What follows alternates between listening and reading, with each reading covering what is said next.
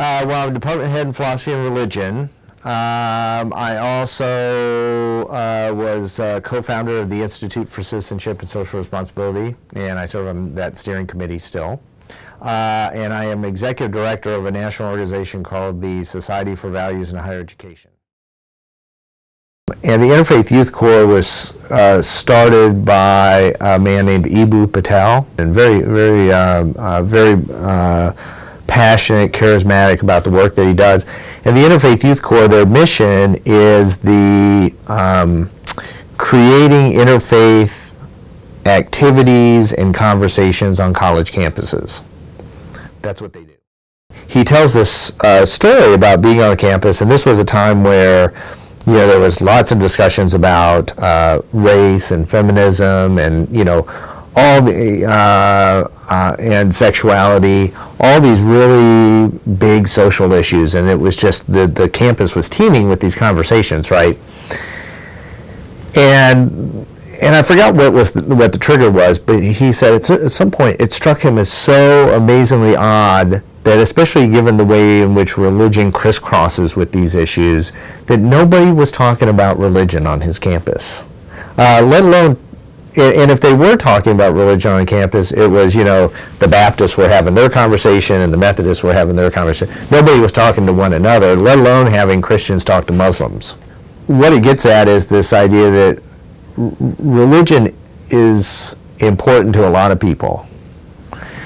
It defines who they are. It sort of frames their worldview. It affects the way they interact with one another.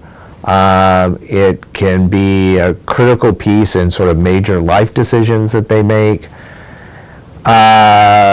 And deeply religious people are on every college campus. And it seems odd, and this is where I would agree with Patel, it seems odd that there aren't places to have conversations across religious traditions at a place like a college or university. It just seems kind of crazy, because if there's any place in our country where we should be able to have these kind of conversations, it ought to be a college or university. Robert Putnam is a sociologist. He wrote this book called Bowling Alone. And the idea of bowling alone is that we now live in a society where we no longer have community organizations. We're no longer interacting with one another in the ways we used to interact with one another, which helps to create social capital, which helps solve local problems, which engages people as citizens. And then, our interest in sort of facilitating this conversations across religious groups. And so We the People was WII the People, as in We Bowling.